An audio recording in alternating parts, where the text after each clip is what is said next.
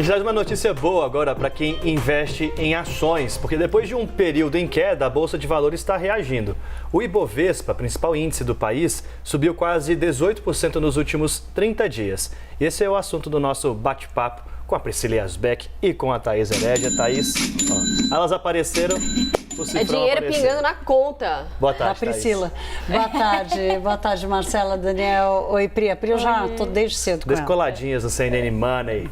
Pri, vamos falar dessa volatilidade, então, desse mercado de ações. Por que se sobe e desce?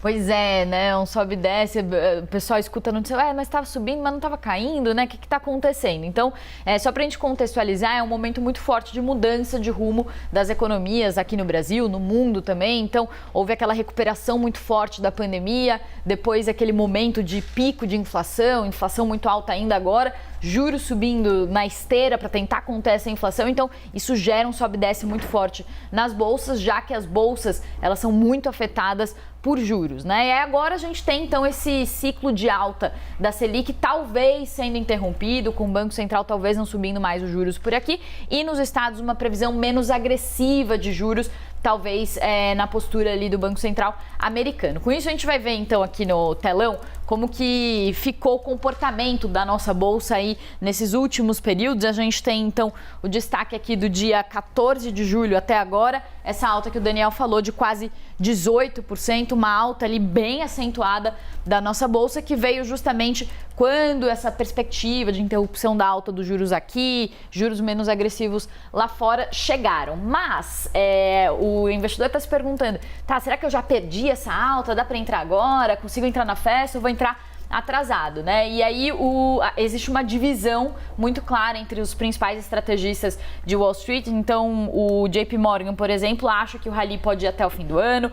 O Morgan Stanley acha que é só uma pausa na tendência de baixa do mercado, porque segundo semestre vai ter muita desaceleração, isso pode afetar as ações. E o Goldman Sachs também fala que o Banco Central americano está dando alguns sinais ali de que não vai ser tão agressivo, vai olhar os dados, mas com essa alta muito forte do mercado pode ter que ser mais agressivo daqui para frente. Então, resumo, né? Eu gostei de uma expressão no analista que ele usou, que é um rally sombrio. Então, é uma alta sombria. Por isso as expressões de especialistas. Eu também acho ótimo. É o mercado. Então, precisa tomar cuidado que esse rally tá meio sombrio. Então, o pessoal tem que ficar esperto, porque assim como subiu forte, como é um momento muito incerto, pode ter algumas quedas aí pela frente se a expectativa de juros mudar, né? Então, ficar ali, para quem tem um perfil mais conservador, não arriscar muito nesse momento, né? Também a gente está com a renda fixa com juros altos, aproveitar esses juros altos da renda fixa pode ser prudente nesse momento.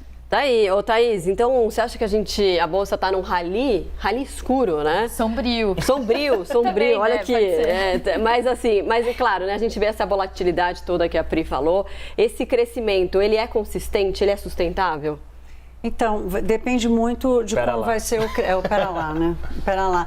Depende muito de como vai ser o crescimento da economia. O que nós temos pela frente? Uma expectativa da China crescer muito menos. A China é o nosso principal parceiro comercial.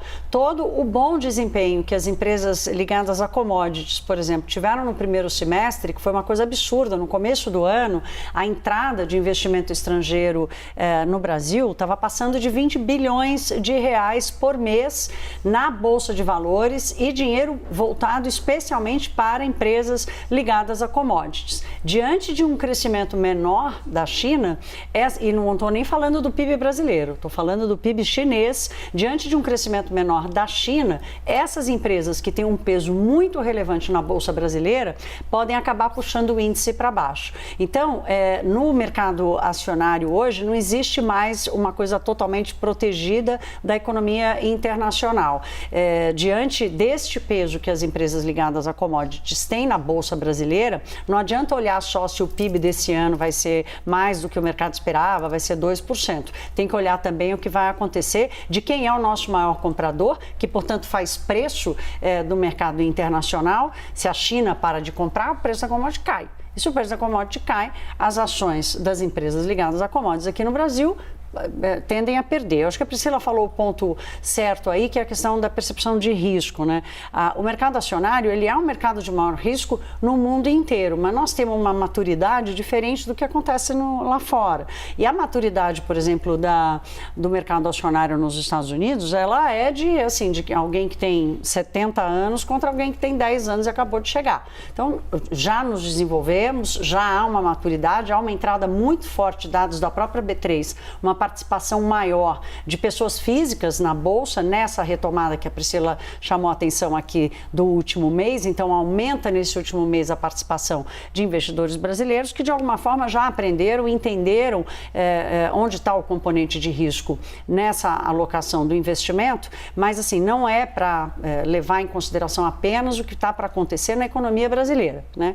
O peso das ações e das empresas, o perfil das empresas hoje no mercado acionário brasileiro demanda uma atenção para esse rally, para essa perspectiva sombria que a Priscila ressalta aqui para a economia internacional. Se pegar, por exemplo, o Magalu subiu de julho até agora 90%, mas ainda cai 40% no ano, né? Então caiu bastante, agora está reagindo um pouco, mas ainda tem essa queda muito forte. Então tem também um movimento dos caçadores de pechincha, que é o pessoal que viu que essas ações caíram muito, está voltando. Então é tudo muito incerto e volátil, né? Um movimento muito especulativo, como o mercado fala. Então, para quem é investidor individual, é sempre bom tomar um certo cuidado nesses movimentos assim de sobe e desce muito forte. É sombrio, mais ainda sombrio, né? Mais sombrio ainda. Tem que fazer conta, tem que fazer conta relativa, né? Não são valores absolutos, tem que fazer conta relativa, tem que pensar em qual é se é um recurso que você não precisa sacar numa emergência, né? Porque você pode realizar um prejuízo. E o Brasil é considerado barato, por isso que o investidor internacional vem para cá. Agora, ser barato não é exatamente ser o melhor, né? Havia uma expectativa até, Daniel, respondendo, Marcelo, a sua pergunta, de que, quem sabe, essa entrada de investimento no começo do ano para empresas ligadas a commodities não podia pegar uma atração e seguir forte até daqui para frente. Porque são empresas grandes, são empresas bem geridas, estou falando de Vale, CSN, estou falando de Klabin, de todos os setores, celulose, minério de ferro, aço e tudo mais. Mas depende da economia internacional. Se a economia internacional não for bem, essas empresas também, mesmo sendo muito bem geridas e tendo um valor sólido na sua gestão e no seu mercado, elas tendem a perder, sim. Thaís Herédia e Priscila Yazbek no nosso bate-papo sobre o mercado de ações. Obrigado, meninas. Obrigada.